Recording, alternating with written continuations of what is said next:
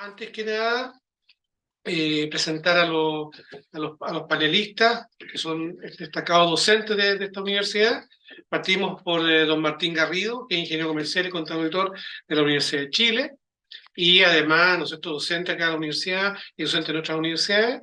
Don Carlos Aparicio Puente, también ingeniero comercial de la Pontificia Universidad Católica de Valparaíso, también destacado profesor tanto de esta universidad como de otras también. Y don Carlos Vitali San Martín, también ingeniero comercial y de la Universidad de Santiago, también docente de esta universidad, y ambos, los tres expertos en el área económica, por eso están acá presentes. El propósito de esta conferencia, conversatorio principalmente, apunta a presentar opinión respecto a la evolución que ha tenido el país, Chile en este caso, sobre el crecimiento de la economía desde las últimas 5 décadas. Tomamos las 5 décadas porque obviamente nos tomaría mucho más tiempo hablar de periodos anteriores, pero un poco como referente. Y poder de esa manera tomar elementos técnicos, ¿no es cierto?, y de alguna manera variables sociales y socioeconómicos, bien dicho, que nos pueden permitir entender cómo ha experimentado nuestro país hasta los días de hoy la evolución económica. Y su impacto que ha tenido, ¿no es cierto?, también en la sociedad. Este conversatorio lo vamos a dividir en 3 principales áreas, donde en cada una de esas áreas vamos a tocar distintos tópicos en relación al tema central. Uno va a ser, vamos a hablar principalmente del crecimiento, después la inflación y la tasa monetaria, y finalmente el último tema va a ser el tipo de cambio. Al cierre de este conversatorio, cada uno de los expositores, ¿no es cierto?, van a dar una conclusión sobre su percepción respecto al tema central y de ahí, ¿no es cierto?, vamos a ver cómo podemos entregar una herramienta para entender este proceso. Cada tema va a tener 15 minutos de desarrollo, donde cada uno de los expositores van a tener 5 minutos para poder exponer sus puntos, y finalmente, como les decía, el cierre con una opinión final. Damos inicio entonces al tema central, el crecimiento de Chile en los últimos 50 años. La primera pregunta relacionada con el crecimiento sería cuáles fueron las acciones y variables que afectaron o se observa, mejor dicho, el crecimiento de la economía en Chile en estos 50 años. Vamos a partir con don Martín Garrido. Adelante, don Martín. Muchas gracias, director. Mire, en realidad es una extraordinaria oportunidad que tenemos nosotros acá de poder hacer un análisis respecto de estos 5 decenios, estos 50 años, de que el país ha tenido un crecimiento económico. Chile salió por los 70 de un país ligeramente pobre, por así decirlo, con desigualdades, etcétera, y que todos conocen bastante bien. Y hoy día ha tenido una evolución, pero notable, en estos 50 años. El mejor indicador que hay es que el PIB creció 19 veces en estos 50 años. Eso demuestra un crecimiento. La emergente clase media también apareció. Que anteriormente, por los 70, hay una clase alta, una clase baja y una incipiente de clase media. Había una clase media desarrollada, con acceso a los bienes de consumo, con acceso a la educación. En mi opinión, la causa del crecimiento, la razón del crecimiento fue el modelo económico. Un modelo económico que se ha desarrollado en el tiempo, se ha mantenido, se ha perfeccionado, necesita modificaciones, claro que sí, pero este modelo económico, con su presencia y con su desarrollo y los altibajos que ha tenido, es el émbolo que ha manejado la economía del país en estos 50 años. El acceso al libre mercado, el acceso al exterior, son condiciones fundamentales por las cuales los bastiones de la economía se han movido. Cada día uno ve distintos actores políticos y economistas que dicen, mire, el comercio, nos abrimos al mundo y el mundo nos dio respuesta. Nosotros producimos para el mundo y consumimos lo del mundo. Somos extraordinariamente dinámicos en cuanto a lo que se produce. Han cambiado los actores. En el año 70 el primer actor era Estados Unidos y Japón. Hoy día es China el primer actor. De nuestras exportaciones o con quién tenemos mayor capacidad comercial. Entonces, es una condición fundamental que nuestro país ha tenido desarrollo. También detrás de este modelo económico está la capacidad de sus gentes, que han habido ingenieros, han habido profesionales, técnicos, economistas, abogados, todas las profesiones han estado presentes en este desarrollo económico y se han abierto también al exterior en el manejo de sus tecnicismos y de sus capacidades. Indudablemente, y esta es una opinión personal, porque aquí los colegas van a estar de acuerdo, los ingenieros comerciales, los contadores auditores, todo el mundo del área económica ha tenido un rol fundamental en este crecimiento. Eso sería mi opinión. Muchas gracias, don Martín. Ahora le damos la palabra a don Carlos Aparicio. Gracias, director, y bueno, saludar a todos quienes nos están acompañando desde aquí presente y en la casa. Bueno, obviamente la idea es tratar de ir generando algunos diálogos y reforzando algunos aspectos que van mencionando los colegas. Como bien mencionaba don Martín, la economía chilena ha logrado crecer de manera muy importante en los últimos 50 años. Pero si empezamos a ver, por cierto, las diferencias que tiene el modelo económico en esos 50 años, nos vamos dando cuenta de que no son modelos económicos comparables, ¿ya? Si pensamos, por ejemplo, en el modelo económico que desarrolló la dictadura militar, vemos varios matices dentro de ese modelo económico. Y después, si empezamos a pensar en las variables propias que en este caso se han ido expresando durante los gobiernos democráticos, el crecimiento económico de Chile y podríamos decir, la capacidad que ha tenido el país de ponerse a la liderazgo en varios indicadores en América Latina, se debe principalmente a lo que ha pasado principalmente en los últimos 30 años, 35 años, ¿ya? Si lo relacionamos, por ejemplo, con ingresos per cápita, con la disminución de la pobreza, con el aumento en el desarrollo humano, en donde muchas de estas métricas Chile está en una posición de liderazgo a nivel latinoamericano e incluso en algunos indicadores, incluso comparables con algunos países desarrollados. Y eso obviamente no es resultado de la casualidad, es resultado de que se han impulsado políticas públicas, que ha habido una continuidad en términos generales en el modelo económico, y que obviamente ha llevado a que el país haya logrado aumentar su crecimiento económico, y eso obviamente ha terminado permeando en estos indicadores que me he mencionado yo y también en este caso mencionado don Martín. Pero en función de eso mismo, también la idea es poder después ir generando debate, y ahí me interesaría ir relevando algunos temas, ¿ya? Uno de ellos tiene que ver con la disminución que nuestro actual crecimiento económico ha tenido, especialmente en los últimos 15 o 20 años, ¿ya?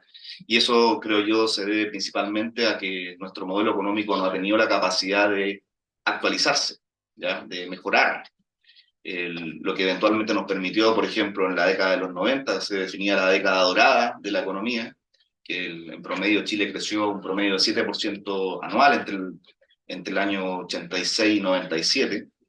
Ese crecimiento ha ido disminuyendo desde ese periodo en adelante, y eso se explica por distintas razones, ¿ya? Se explica porque no hemos logrado actualizar nuestra matriz productiva, eso se explica porque no hemos logrado como país generar acuerdos que permitan dar un salto, ¿ya? La apertura comercial, el libre comercio, la validez democrática que tuvimos en los 90, claramente no nos van a bastar para, en este caso, poder dar saltos hacia el desarrollo, ¿ya? Y en ese sentido, muy importante, la generación de crecimiento económico. Lo hemos visto con algunos problemas que el país ha tenido, para qué decir, en los últimos años. Veamos la disminución del crecimiento económico, veamos también otro botón que tuvimos hace algunos años por el estallido social, que si bien son multifactor, uno de ellos tiene que ver con la disminución del crecimiento económico. Cómo la economía, en la medida que se va creciendo menos, con ese menor crecimiento se pueden satisfacer menos necesidades, y más considerando de que las necesidades que tenemos hoy no son las necesidades que teníamos, por ejemplo, el año 90, que eran mucho más higiénicas. Hoy las necesidades tienden a ser más complejas, y haciendo lo mismo que hemos hecho en términos generales en los últimos 30, no sé si 30 años, pongámosle 20 años, 15 años, últimos 15 o 20 años, claramente no vamos a dar el salto que uno podría esperar para que el país crezca y dé un salto hacia el desarrollo. Gracias, Carlos. Don Carlos Vitali. Gracias, director. Buenas tardes, profesores, buenas tardes quienes están asistiendo a esta conversatoria. Escuchaba detenidamente las exposiciones y, si bien es cierto, pareciera tener un punto en común. La verdad es que en lo personal me identifico mucho con lo último que dice Carlos respecto a la evolución. Yo creo que ha habido un crecimiento. Estos 50 años mostraron una economía, un desarrollo económico que está de alguna manera relacionado con el desarrollo técnico de la economía a nivel internacional, en el conocimiento. En lo que es finanzas, economía, ha habido una evolución importante, hubo una modernización, y en algún minuto nuestro país acogió ese conocimiento y lo fue implementando. Sin embargo, pasado el tiempo, esto se fue perdiendo. Y al ir perdiendo, fuimos viendo, y podemos ver reflejado hoy en día en las estadísticas, cómo el crecimiento, cómo el desarrollo social, cómo el empleo, cómo las tasas de interés, cómo las inversiones han ido cambiando. En lo personal, creo que es problema de administración, en las últimas décadas en general, y abandono del conocimiento técnico de la materia en estricto rigor. La verdad es que si nosotros observamos lo que pasaba en los años 70 a nivel de PIB, a nivel de inflación, a nivel de empleo, de desempleo, es totalmente distinto a lo que pasa en los años 80 y muy diferente también, muy diferente con los años 90. Ahí yo veo que hay un cambio, y un cambio positivo. Con posterioridad a esa fecha, la verdad es que me preocupa lo que pasa, y creo que es importante que todos nos enfoquemos en aprender más, en llevar lo técnico a la práctica, y no ideologías que solamente nos confunden y que, muy por el contrario, desde el punto de vista económico, han sido contraproducentes. Gracias, profesor. Bien, vamos a pasar a otro tema, aprovechando que vamos con una línea más fluida respecto a lo que estamos analizando. El siguiente tema es la inflación y la tasa monetaria. La pregunta que nace de aquí, o que algunos podemos plantear, es que ¿cómo se relaciona la tasa monetaria y la inflación en las últimas 5 décadas con el crecimiento económico? Don Carlos Vitali. Alternando un poco esta participación. ¿Cómo se relaciona? La verdad es que es cosa de ver los índices, de ver las tasas, y nos vamos a dar cuenta que tenemos... Tú tenías unos cuadros para presentar, ¿o no? No, en el cuadro.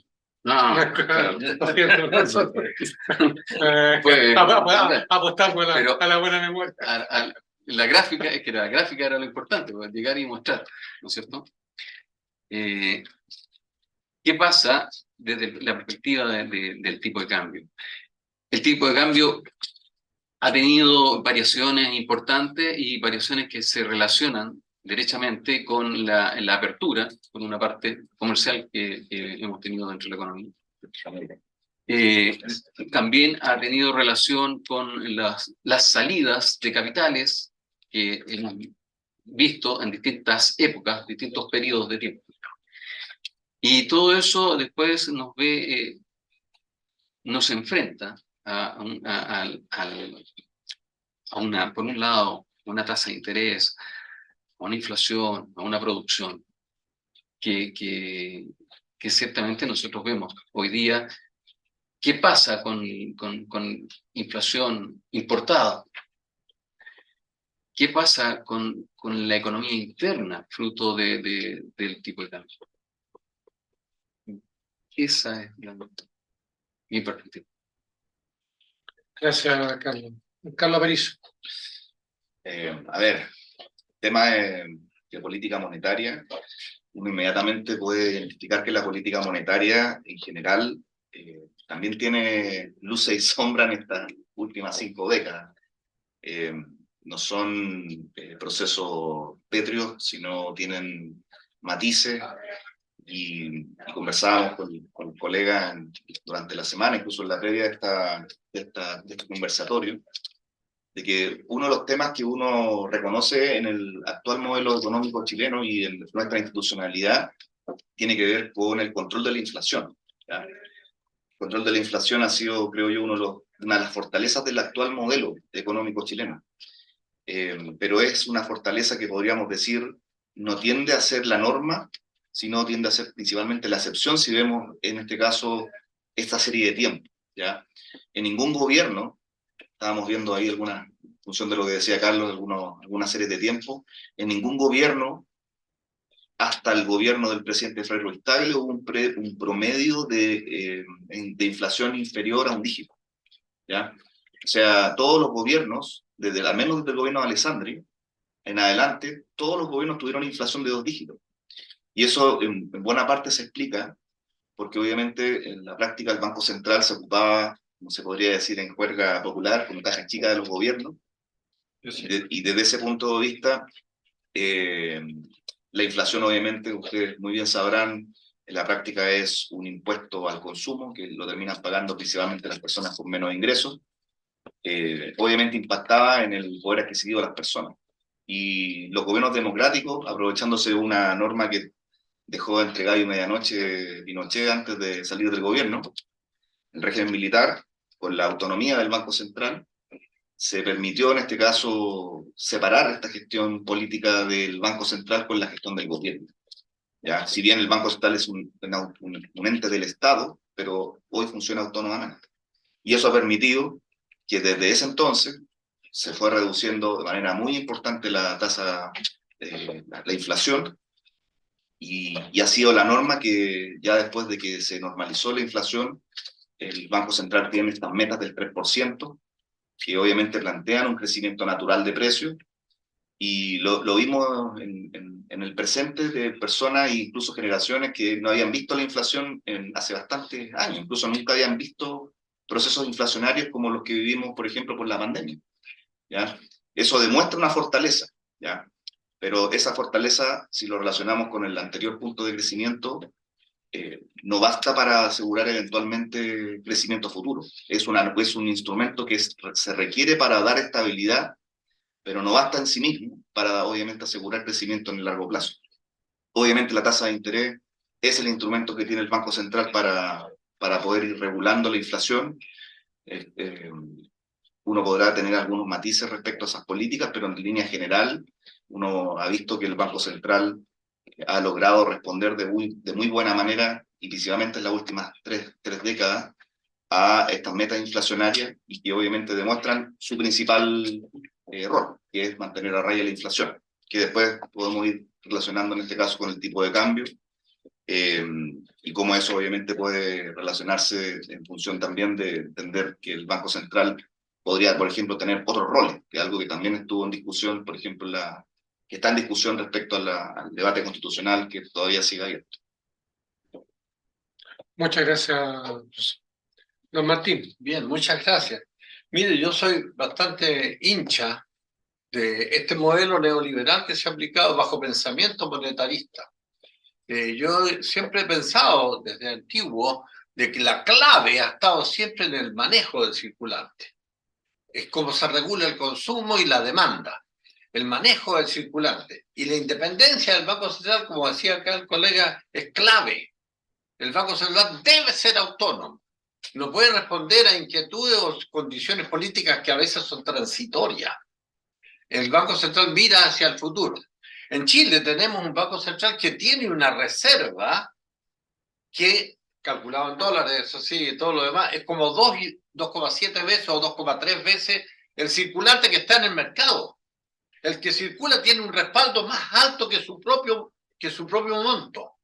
¿Y por qué? Porque se ha seguido una política monetarista inteligente, sabia y sólida.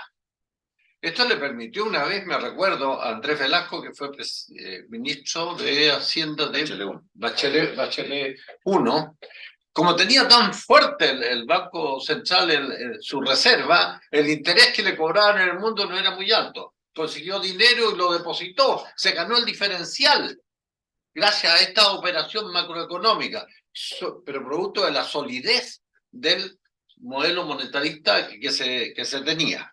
Entonces, la tasa de interés, claro, por supuesto, va a regular el crédito, va a regular el consumo, etcétera, y todo lo demás, pero hay que tener una base sólida sobre el circulante que está en la economía. Los países que se han emitido han sido poco responsables, se tienen normalmente un desastre. Hay países hermanos que están cerca de nosotros que no han controlado el circulante, entonces se les tiene una inflación que se les desató nomás. Y todos sabemos que en la medida que manejemos bien el circulante, en esto los economistas tienen que ser y tenemos que ser bastante responsables. Ahora los economistas por sí solos no se mandan, dependen del sector político. Eso es así. Entonces, la regulación del dinero es una cosa técnica, macroeconómica, pero está sujeta a la decisión política, que es la que en definitiva la que manda. ¿No es cierto? Igual que en una empresa, el gerente general manda, el gerente de finanzas opina ahí nomás, pero el gerente general es el que hace el negocio. Entonces, eso es una condición que hay que aceptarla porque es así. Entonces, la tasa de interés que ha tenido, la tasa monetaria que ha fijado la tasa de interés, en los últimos años ha estado bastante buena, por así decirlo. Hubo un tiempo largo que estuvo en un 0,5, el referencial, que es bastante bajo. Pero así se movió, y no teníamos una inflación alta, pero así se movió también el crédito y el consumo que dieron pábulo a un desarrollo económico que es positivo y sostenido especialmente en los años del gobierno de la concertación. Es cuestión de ver la estadística, ¿no? Ya, eso sería mi opinión, director. Muchas gracias, don Martín, muchas gracias a los demás colegas. Y la última pregunta respecto al último tópico, al último tema, que es el tipo de cambio. La pregunta apunta principalmente a lo siguiente: ¿cómo impacta el tipo de cambio en el crecimiento económico? Que ya ustedes lo han dicho de alguna manera, pero aquí la idea es enfocarlo directamente en este tema, y la inflación como efecto de competitividad en el país. Partamos con don Carlos Aparicio, ¿no? Ya. Bueno, esto es un tema, podríamos decir, un poco más complejo, porque obviamente no hay un único factor, creo yo hay un multifactor.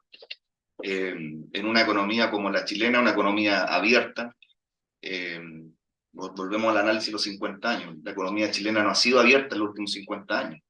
La apertura comercial se empieza a desarrollar con nitidez durante la segunda parte de la década de los 80, y que ha sido un proceso que se ha mantenido con mucha fuerza durante los gobiernos democráticos. Incluso ahora podríamos decir que ha sido como el primer momento, hubo como pequeñas luces en donde eso empezó a discutirse, cosa de ver la discusión coyuntural respecto a la aprobación o no del TPP-11 o de la renovación del acuerdo de la Unión Europea.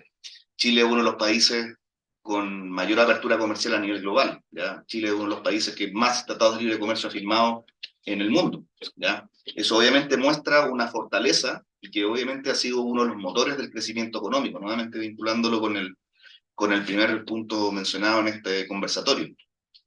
Entonces, desde ese punto de vista, el tipo de cambio, más si estamos hablando de que el sector exportador es un sector muy crítico en nuestro crecimiento. Un dato, el año pasado se superó por primera vez un monto de exportación de sobre los 100.000 millones de dólares, ¿ya? Eso, si lo relacionamos con el tamaño de nuestra economía, es mucho, ¿ya? O sea, nosotros, por ejemplo, en términos absolutos, exportamos más que Argentina, ¿ya? Siendo Argentina una economía que por ahora dobla en términos económicos nuestro tamaño, no así en términos per cápita, pero si lo vemos desde el punto de vista absoluto, Chile exporta más que países que por superficie, por cantidad de habitantes debieran, entre comillas, o en teoría debieran exportar más.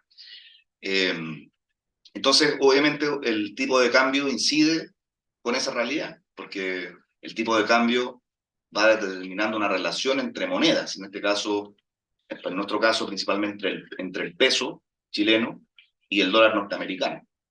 Y obviamente en la medida de que, por ejemplo, ingresan muchos dólares a la economía, eso genera efecto en el tipo de cambio, ¿ya? Eventualmente cuando ingresan muchos dólares se va generando una abundancia relativa de dólares y eso genera en este caso una apreciación de la moneda nacional. A diferencia de otros momentos, en este caso del tipo de cambio, en donde en la medida de que salen dólares en términos relativos respecto a nuestra moneda, la moneda se deprecia, que es más o menos lo que ha pasado ahora, ¿ya? Cuando tenemos un tipo de cambio que bordea los 800 pesos, 850, ahora está en 870 pesos, va mostrando que obviamente por distintas razones internas, pero también externas, el tipo de cambio en este caso se va depreciando, eso beneficia en una dimensión a los exportadores, por cierto, pero por otra parte genera un efecto negativo, principalmente en la compra de bienes importados, que como ustedes sabrán, también es parte importante, por ejemplo, la canasta básica de alimentos, muchos de esos bienes están dentro de la canasta, ¿ya? Eso encarece el costo de vida y aumenta e impacta la inflación. Por eso también es tan importante el rol que tiene el Banco Central, ¿ya? A través de la tasa de interés, pero también a través del tipo de cambio. Un tema que, por ejemplo, se podría criticar del Banco Central, algunos economistas han criticado en los últimos años respecto al Banco Central, es que en general el Banco Central, con su política actual de tipo de cambio libre, interviene poco en el mercado cambiario, ¿ya? No se generan reservas a partir de la gestión cambiaria, ¿ya? El Banco Central, si bien interviene en situaciones excepcionales, lo hemos visto en algunos momentos en el último tiempo, su criterio principal no es intervenir, es tener el tipo de cambio libre. Eso tiene ventaja, pero también tiene desventajas. Una de esas desventajas tiene que ver con cómo por ejemplo, se enfrentan shocks como los que hemos tenido en los últimos periodos, y en donde obviamente el rol del Banco Central es crítico, ¿ya? La suerte que tiene este Banco Central y que tiene nuestra institucionalidad es que nuestra institucionalidad tiene, como muy bien decía don Martín, hay reservas que permiten que el banco actúe, como lo ha hecho, por ejemplo, en situaciones como las que le he mencionado. Vean lo que sucedió en el estallido social. En muy pocos días se disparó el tipo de cambio, o sea, se depreció nuestra moneda, el Banco Central intervino. Después los efectos que hemos visto en el corto plazo respecto a los cambios en las tasas de interés, principalmente de Estados Unidos. Por eso es tan importante liderar de muy buena manera el Banco Central, y en ese sentido creo yo que el rol que tiene el banco principalmente en poder sostener esta autonomía, tomar decisiones de política coherentes, permanentes en el tiempo, que no tengan sesgo político, ¿ya? Acá yo creo que en la política monetaria hay criterios que son principalmente técnicos, ¿ya? Uno eventualmente no puede hacer política partidista discutiendo si se sube o no se sube la tasa de interés, ¿ya? Eso ha sido, yo creo, uno de los activos que ha tenido en este caso la política monetaria, por cierto, con algunos temas discutibles, como los que les dije recién sobre el tipo de cambio, pero han demostrado que el país en general, si nos comparamos con otros países, vean el caso de Argentina, vean el caso de Venezuela, incluso vean ahora el mismo caso de Bolivia, que están con problemas por la fijación de su tipo de cambio, el tipo de cambio fijo, otro tipo de cambio, pero que hay que sostenerlo, porque si no se sostiene pasa lo que sucede en Argentina con el dólar blue. Son dólares en la práctica el dólar de mercado, que en la práctica es el que sostiene el mercado, y la decisión política pasa en segundo plano. Entonces, es tan importante estos ejemplos porque van reforzando la necesidad de una institucionalidad seria que impulse políticas que continúen en el tiempo, que permitan que en este caso se establezca el marco en el cual la economía crece, porque uno no, si lo relaciono con lo que estábamos comentando anteriormente, un país no puede ser desarrollado solo manteniendo sana su macroeconomía, pero hay una relación sine qua non de que una economía puede ser desarrollada sí y solo sí la macroeconomía está sana. Y en ese sentido el Banco Central es fundamental para asegurar eso, ya sea en el tipo de cambio como también en el control de la inflación y a través, por cierto, de la aplicación de su instrumento de política monetaria como la tasa de interés. Gracias, Carlos. Don Carlos Vitale. Gracias, director. Me acuso rápidamente, delante con la sorpresa, no escucho bien la pregunta, y leí acá, dice tipo de cambio, dije, te está preguntando el tipo de cambio, y me fui a responder la tipo de cambio, y era política monetaria. Está bien, Está bien, pero- ya no vamos a conversar. No, el tema del tipo de cambio, la verdad es que para mí el sistema que tenemos de este tipo de cambio libre me parece realmente estupendo. Yo creo que ha sido un buen acompañante del sistema y del modelo económico imperante. La verdad es que ha permitido crecimiento, nos da, de alguna manera, creo que ahí se plasma lo que podríamos llamar teoría de mercado eficiente, donde el valor de la divisa, el dólar particularmente, captura rápidamente las señales que están ocurriendo en el mercado. Y eso ha ayudado en gran medida al desarrollo del país, de la economía. Sin embargo, tiene sus bemoles. Yo espero que en el momento después que podamos conversar con los colegas y investigar respecto a esto, porque, por ejemplo, yo sé que teníamos reservas, pero ¿tenemos reservas realmente? De pronto me preocupa eso. Por otro lado, el tema de el aumento de la producción, claro, yo puedo ver un PIB con crecimiento enorme, pero ¿cuánto de ese crecimiento es productividad real y cuánto es inflación? Entonces ahí me empiezan a saltar ciertas cosas que esperaba de esto, más que haya una charla de la temática, en conversar y discutir sobre cierta temática en particular, ¿ya?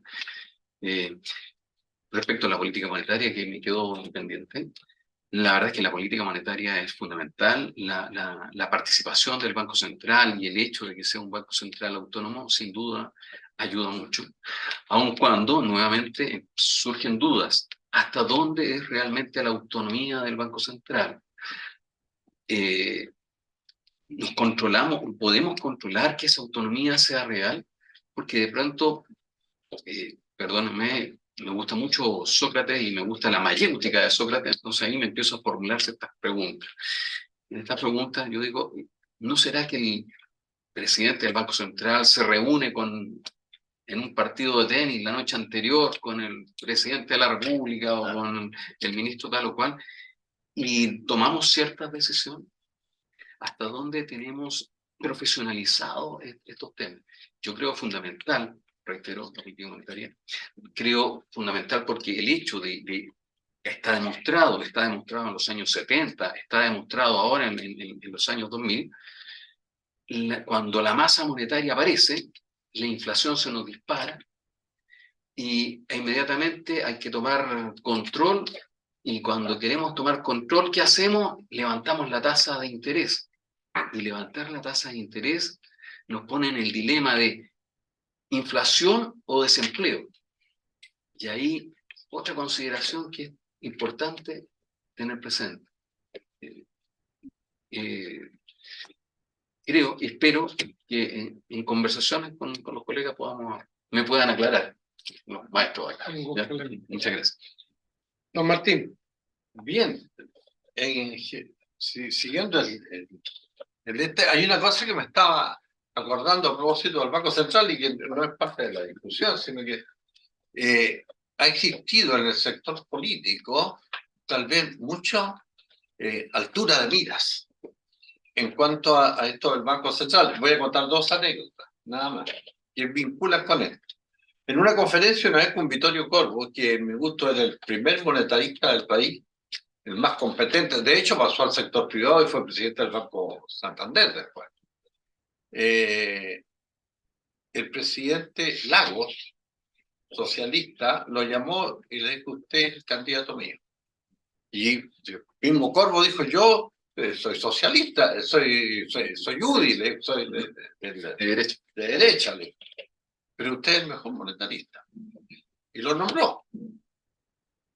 Años después, el presidente Piñera nombró a Marcel, que era socialista, y Piñera es de otro lado. ¿Por qué? Porque privilegiaron a ambos quién era el más competente para esta función tan delicada. Eso fue una anécdota que se puede nombrar. Ahora, respecto del tipo de cambio, hay cosas que a uno le llaman la atención, como decía Carlos, Aparicio. Uno Los decía, primeros que los segundos. la tasa de cambio juega una multiplicidad de factores. La inflación es uno, por supuesto. ¿Y la inflación cuánto ha crecido tanto? Bueno, ¿y cuánto ha crecido el tipo de cambio? Más que la inflación, claro. Sí, la inflación, uno ve que se dispara, el otro, estábamos hace unos años atrás en 200, 300 pesos por dólar, hace unos años atrás. Y ahora estamos Varias décadas. unos 400, entonces se disparó. ¿Y por qué? ¿Qué factores hay? Entonces, indudablemente, uno analiza, mira y llega a cuánta es la masa monetaria en dólares que está dentro de nuestro país, dentro de nuestra economía. Ese es un factor que yo creo que opera. Si entran altos dólares, no tendría por qué subir. Pero miramos la balanza comercial y más o menos está en empate en los últimos años. No sube uno ni más o menos se mantiene en empate. Entonces, ¿por qué sube tanto el tipo de cambio? Ahora, indudablemente, dentro del país hay inversiones en dólares, hay dólares que están flotando, etcétera. Pero esa cantidad de dólares está permanentemente aquí o oscila dentro del país. Esa es una inquietud que uno tiene y sería bueno verla. Bien, muchas gracias a los profesores. Antes de entrar al resumen o a la opinión particular de los tres tópicos o los tres temas que se han abordado aquí, que los cuales al parecer todos hemos coincidido, o todos han coincidido, porque no me puedo subir al carro, pero han coincidido en el análisis. Hay una pregunta que me gustaría hacerla y de alguna manera está relacionado con lo que hemos conversado. ¿De qué manera la evolución de la economía chilena y su control de la inflación, como dice el título, con todas las herramientas que tiene el Banco Central, que tiene el Ministerio de Hacienda, el Ministerio de Economía, etcétera, contribuyen a una democracia sana? Ahí dejo abierta ¿quién quiere primero responder a esa? Luego de izquierda a derecha. Izquierda, derecha. Bueno, literalmente. Depende del lugar que estemos. Bueno, en el caso de la inflación, el control de la inflación, yo creo que es fundamental, ¿ya? Son temas que en general no se visibilizan hasta que uno los vive, ¿ya? Yo que no tengo tanta edad todavía o tanta juventud acumulada como mis colegas que me acompañan, pero desde el punto de vista práctico uno ve, y por eso es importante revisar la cifra, ver ahí los datos que estábamos recién comentando. La realidad de la inflación, el control de la inflación es algo relativamente contemporáneo, ¿ya? No estamos hablando de que haya sido la norma en nuestra historia republicana. La historia republicana demostró que Chile tuvo permanentes desequilibrios monetarios que terminaron generando inflaciones que, como estábamos recién comentando, quienes terminan pagando principalmente son las personas con menos ingresos, las personas más pobres. Y eso al final genera un costo social importante.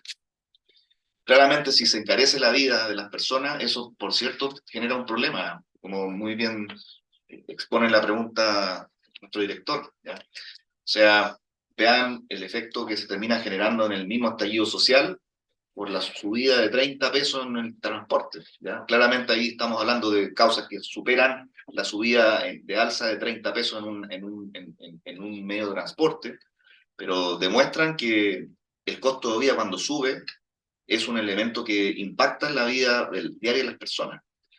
Y obviamente en la medida que hay inflación, las bases que podríamos decir que sustentan la democracia, también podríamos decir que se ponen en riesgo, ¿ya? No son reglas que necesariamente van a permitir que un país sea desarrollado. Por eso ahí hago el punto, creo yo. Sino son la base para poder pensar en cosas importantes, cosas que realmente generen cambio.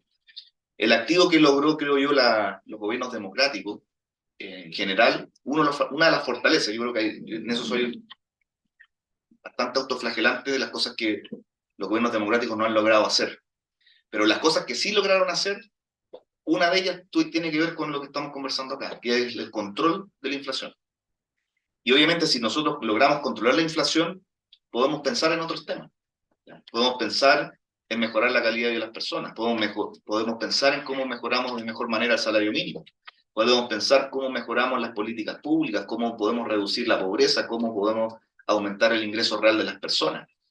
Si con inflación eso no es posible. No podemos fortalecer, no podemos pensar en reformas de segundo o tercer orden que son mucho más complejas, teniendo temas higiénicos como es la inflación. La inflación es un problema higiénico en una economía.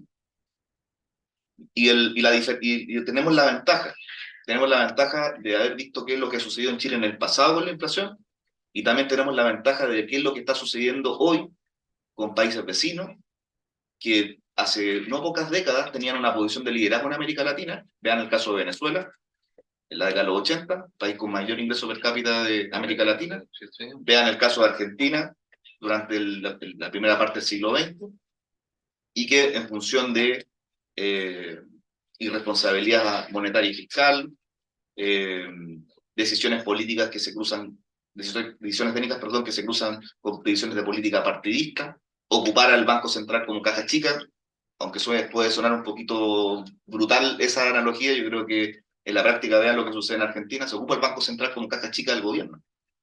Entonces ese tipo de políticas, claro, uno dice cómo impactan en la vida real de las personas, al final termina impactando, ¿ya? O sea, ¿cuánto nos hemos demorado en reducir la inflación generada por la pandemia, por el aumento en el gasto público, pero también por un efecto importante que generó los retiros del 10% y también la inflación exterior? ¿Ya? Recién nos vamos a demorar 3 años en volver a la meta del Banco Central. ¿Ya?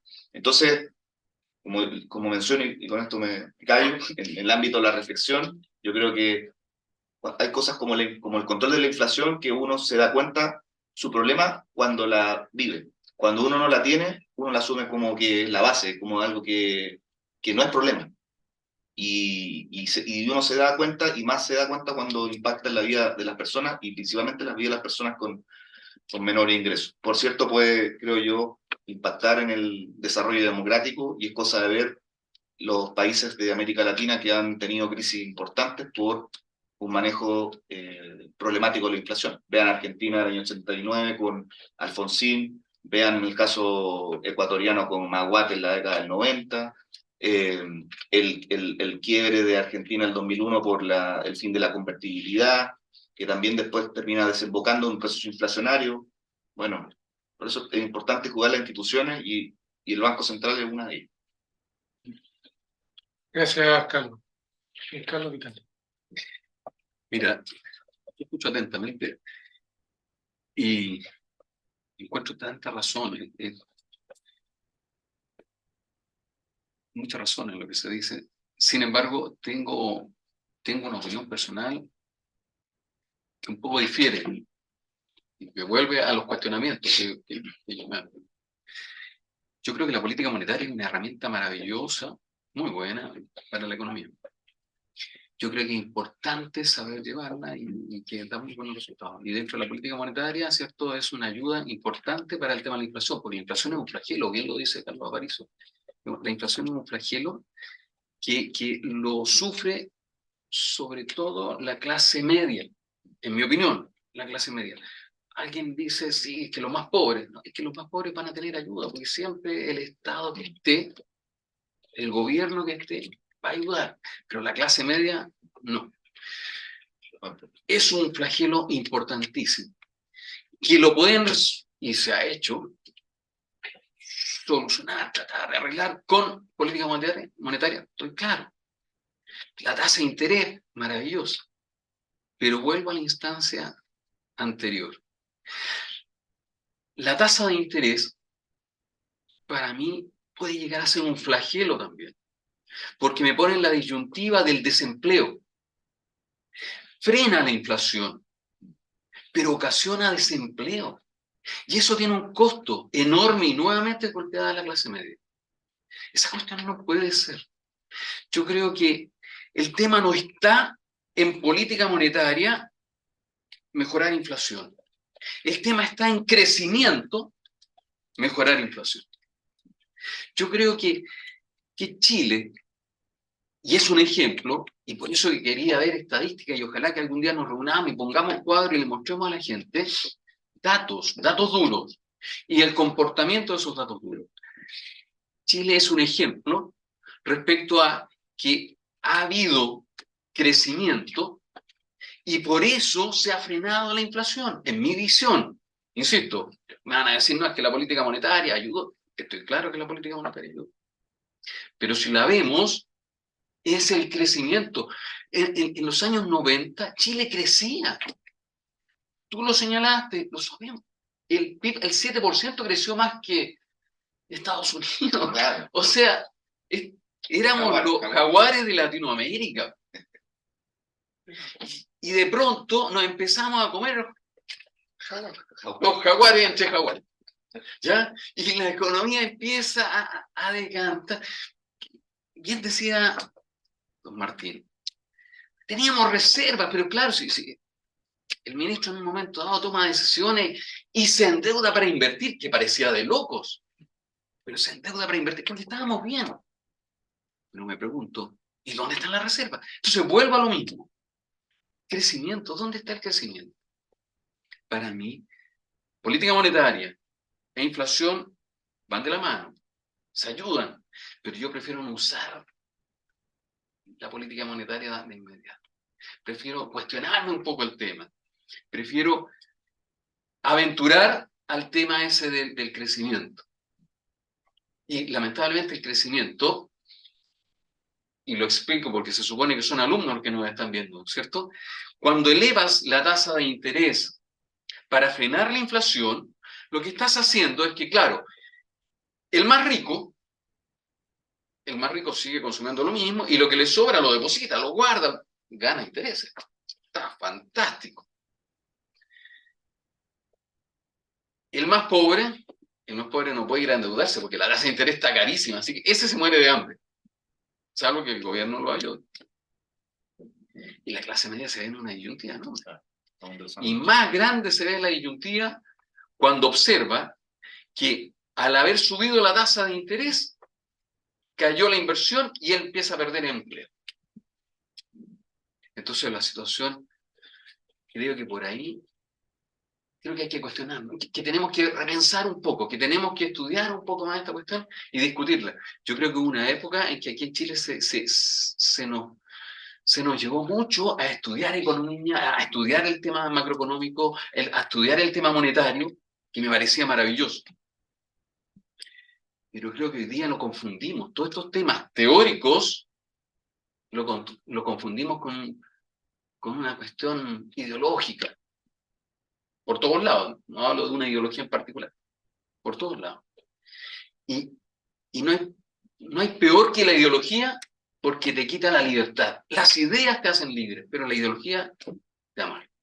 Tengo una opinión, perdón. Muchas gracias, Carlos. No, está bien, está bien. Don Martín.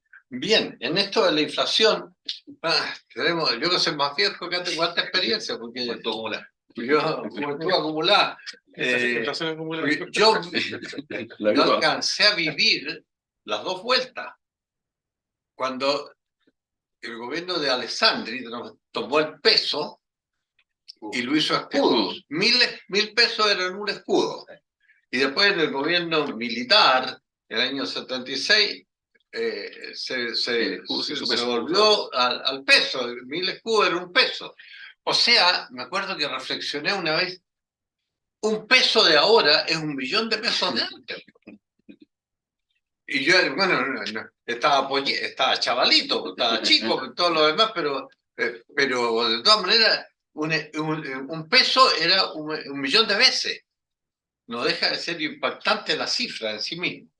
La inflación, por sí mismo, como lo han dicho mis colegas acá, es pobreza. Inflación es pobreza. Si nosotros no controlamos la inflación, hacemos al país más pobre.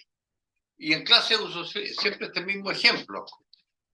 Un jubilado que tiene una pensión decente, para decirlo académicamente, nomás una pensión decente, y consume tantos kilos de pan, tantos kilos de tomate, tantos kilos de frijoles, consume todo eso.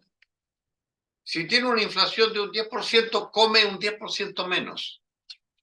Es más pobre en un 10%. Todos somos pobres, pero el que tiene una renta fija y está en un lugar de la sociedad que no es el más cómodo, es más pobre, come menos. Y eso es un drama que los políticos tienen que ver, porque controlar la inflación es evitar la pobreza, es dar más felicidad a la persona. Eso es una de las razones.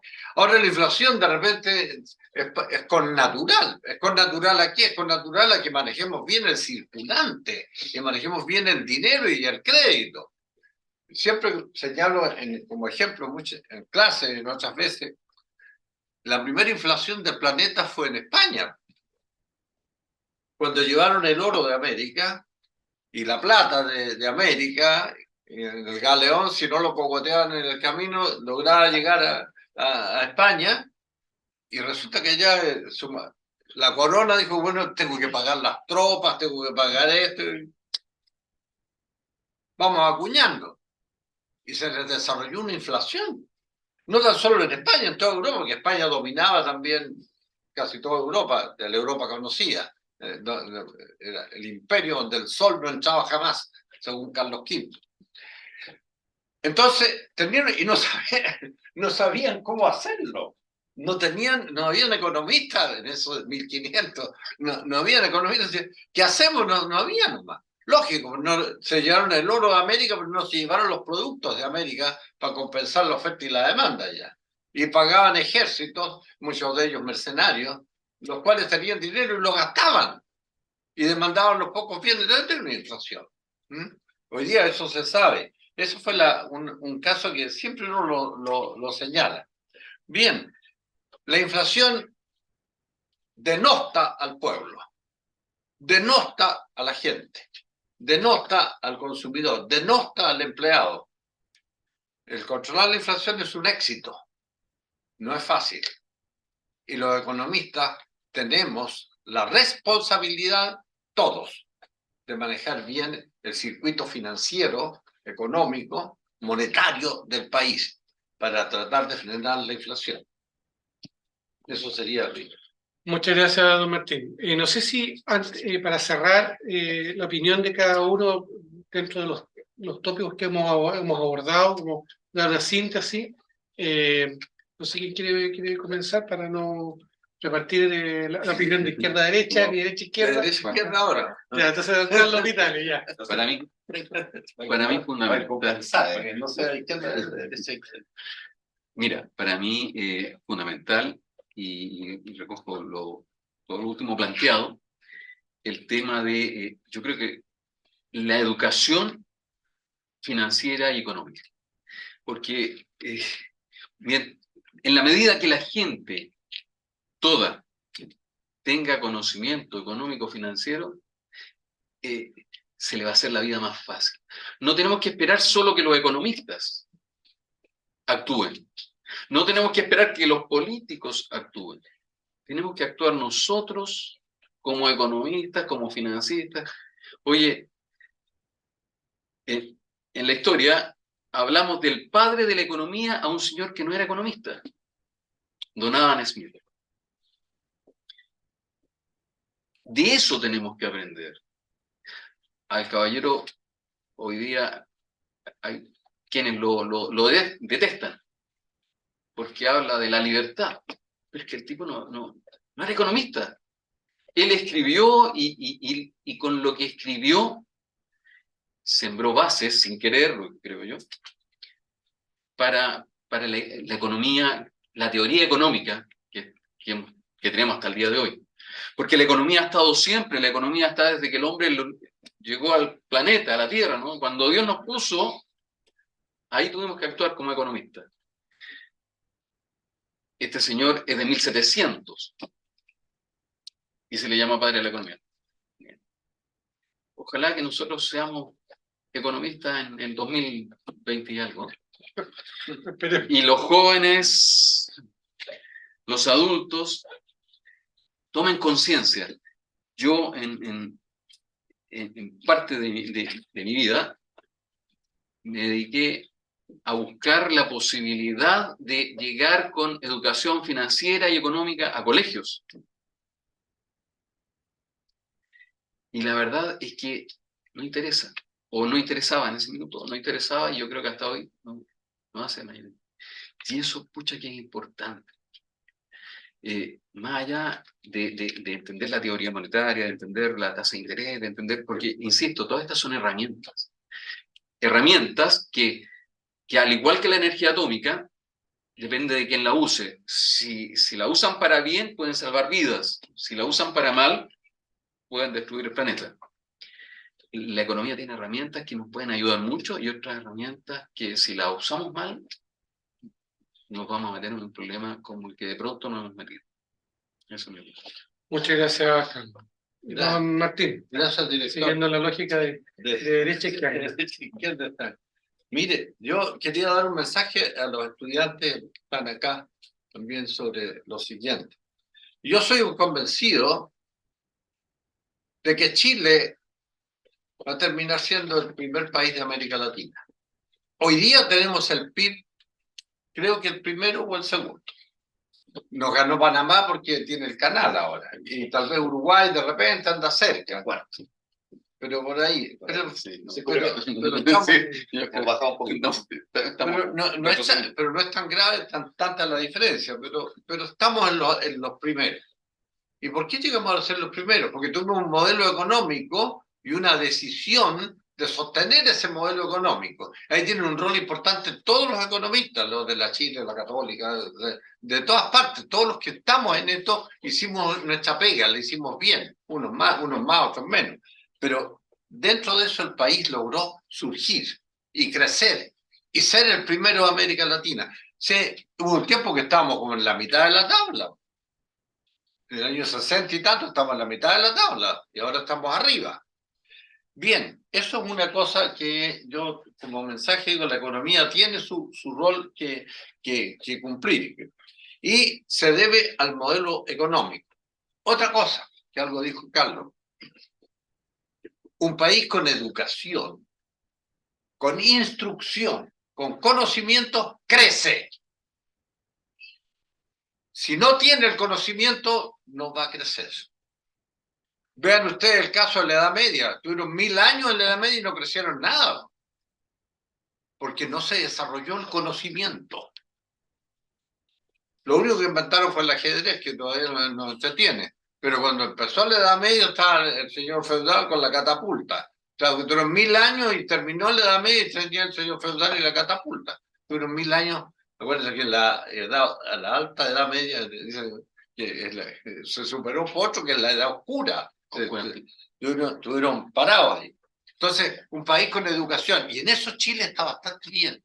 ¿Saben ustedes que tenemos 1.200.000 estudiantes de educación superior? 20 millones de habitantes. 1.200.000. Está bien. Todos los que están estudiando, muchos de ellos trabajan y estudian, están en la, como decía Nietzsche, en la suprema aventura del conocimiento, porque el conocimiento será progreso mañana. El conocimiento técnico o el conocimiento científico y el conocimiento cultural, porque permite el raciocinio. Entonces, esa es una de las segundas razones que yo creo. Y como no se ha tocado el tema, lo aprovecho de pasarlo nomás. Para un buen desarrollo de la inversión, de la economía, etcétera, todo lo demás, todos los países desarrollados tienen un sistema tributario eficiente. Si el sistema tributario no es eficiente, la inversión se va a resentir y se va a resentir el empleo después. Entonces tiene que haber un sistema tributario eficiente. Y otra cosa que creo que lo conversé con Carlos, lo conversé una vez, el sistema tributario debe ser estable por un tiempo. Si hacemos una reforma tributaria que dure 10 años, no sé si los colegas podrán opinar, o 15 años, pero que sea estable. Y aquí tenemos los últimos 4 gobiernos han tenido 5 reformas tributarias. Entonces, no, hagamos una, pero bien, consulten a los economistas para hacer la reforma. Eso sería mi pensamiento, director, y gracias por esta oportunidad. Muchas gracias, don Martín. Gracias a usted. Don Carlos Aparicio. Bueno, yo solo para tratar de consolidar algunas ideas y obviamente en función de lo que hemos ido comentando, como muy bien mencionaba mi tocayo Carlos, nunca hay que perder el foco respecto a cuál es el rol que tiene la economía dentro de una sociedad. ¿Ya? Me imagino los estudiantes que nos están acompañando en la transmisión, yo siempre transmito cuando conversamos en las clases, entender por qué existe la economía. La economía existe porque busca resolver un problema, ¿ya? Y el problema tiene que ver con que nosotros siempre nos enfrentamos en nuestras decisiones a necesidades ilimitadas frente a recursos escasos. Y eso nos obliga a tomar decisiones, a priorizar, a hacer política, ¿ya? Eso como primera reflexión, porque yo creo que lo que decía Carlos es muy atingente, ¿ya? Y obviamente si es que nosotros no entendemos nuestros roles, que de la práctica todos los días nosotros hacemos economía, entramos, podríamos decir en jerga futbolística, entramos a la cancha perdiendo 2-0, ¿ya? Si uno, por ejemplo, ve algunas estadísticas, los países que son desarrollados son los países más bancarizados, por ejemplo. Los países con mayor desarrollo son los países que tienen, en este caso, un mayor porcentaje de economía formal versus informal. Trabajar en formal versus trabajar en negro, como se podría también decir en el lenguaje popular. Y eso se logra, ¿cómo se logra? Se logra con educación, se logra con institucionalidad, se logra con sistemas económicos e institucionales eficientes y respaldados por la ciudadanía, y en donde obviamente el rol de la educación es fundamental, ¿ya? Yo me acuerdo cuando estudié en el colegio, no sé qué sucederá ahora, pero yo tenía electivos de economía, ¿ya? Que fueron uno de los cursos que después se sacaron en los tiempos contemporáneos. Lo mismo que filosofía y otras ramas del saber que son, creo yo, muy necesarias para poder entender esto. En algo táctico, hablar de educación financiera, ¿ya? Cosas por el estilo. ¿Con qué objeto hago esta reflexión? Yo creo que uno de los temas que he tratado de reforzar en las conversaciones que hemos tenido en clases de distintos cursos tiene que ver con que los problemas económicos no tienen soluciones fáciles. No hay soluciones cortas para los problemas económicos, ¿ya? Y eso mucho tiene que ver con la discusión que tenemos en la vida política y social, con el surgimiento de los populismos, por ejemplo. Los populismos surgen en la medida de que la institucionalidad, los partidos políticos tradicionales, podríamos decirlo de alguna manera, no logran, por su incapacidad, resolver los problemas de las personas. Y cuando vemos, por ejemplo, las sociedades más desarrolladas, no solamente en el aspecto económico, sino también en otros aspectos, sociales, culturales, etcétera, son sociedades que logran ponerse de acuerdo, ¿ya? Ese es el problema, creo yo, que tenemos aquí en Chile. No nos ponemos de acuerdo. Que se traduce en lo táctico la reforma tributaria, se traduce en lo táctico en temas que son propios de la discusión coyuntural, pero esa discusión coyuntural no nos va a sacar de ser un país en vías de desarrollo, o como se dice en jerga económica, los países de ingreso medio, porque Chile no es un país pobre, pero tampoco es un país rico. O sea, estamos en la mitad del camino. Y cuando nos enfrentamos a la mitad del camino, tenemos la opción de dar el salto hacia el desarrollo o entramparnos y entrar en un proceso de decadencia y deterioro. Yo creo que la amenaza y los ruidos y las alertas están, creo yo, hoy, lamentablemente, en lo segundo. Y obviamente para poder retomar esa senda de crecimiento que hemos comentado en esta discusión, supone acuerdos. No significa renunciar a lo que uno cree, no significa capitular en convicciones políticas de la vida en la sociedad o lo que podríamos eventualmente relevar en cualquier dimensión de la vida en la sociedad en general, sino entender de que la diferencia es que buscar puntos de entendimiento que permitan que las sociedades avancen, ¿ya? Los países que han logrado resolver problemas importantes son países que logran ponerse de acuerdo. Y cuando hablamos de ponernos de acuerdo, hablamos de ponernos de acuerdo los trabajadores, los empresarios, el Estado y la sociedad civil. Por cierto, es difícil lograr esa ecuación. No estoy diciendo que sea fácil. Pero las sociedades que han logrado dar saltos cualitativos hacia el desarrollo han logrado ponerse de acuerdo. Y el problema que tenemos en Chile hoy es que no nos ponemos de acuerdo en temas que tienen que ver con la economía. Vean la discusión que tenemos coyuntural sobre la reforma tributaria, por ejemplo, como en temas que obviamente tienen que ver con acuerdos que superan el gobierno de turno, superan la coyuntura, superan el corto plazo. ¿Ya? ¿Cómo eventualmente Chile va a lograr dar salto al desarrollo si en este caso la sociedad no se pone de acuerdo en qué modelo de desarrollo quiere, cuál va a ser el instrumento del modelo económico, y entendiendo en función de lo mismo que los modelos económicos son instrumento para mejorar la vida de las personas, no son el fin en sí mismo. El modelo existe para mejorar la vida de la sociedad, de las personas. Por eso es lo que también se mencionaba aquí en esta discusión, la ideología, cuando se cruza esto con la ideología, muchas veces se tienden a confundir los medios con los fines. Entonces yo creo que el mensaje que yo podría entregar, y que me parece que es muy atingente al momento y a la invitación que nos hizo el director para conversar con los colegas, tiene que ver con recuperar esa capacidad de ponernos de acuerdo, de recuperar esa capacidad de llegar a puntos de entendimiento que permitan que el país avance, porque esos puntos que no permiten que el país avance, generalmente impactan negativamente en las personas con una posición social y económica más vulnerable, ¿ya? Y que generalmente no están en el sector político, están en la vida diaria, en la vida de la persona que tiene que salir a la calle a trabajar, a ganarse el día a día, y que enfrenta esa incapacidad de ponerse de acuerdo.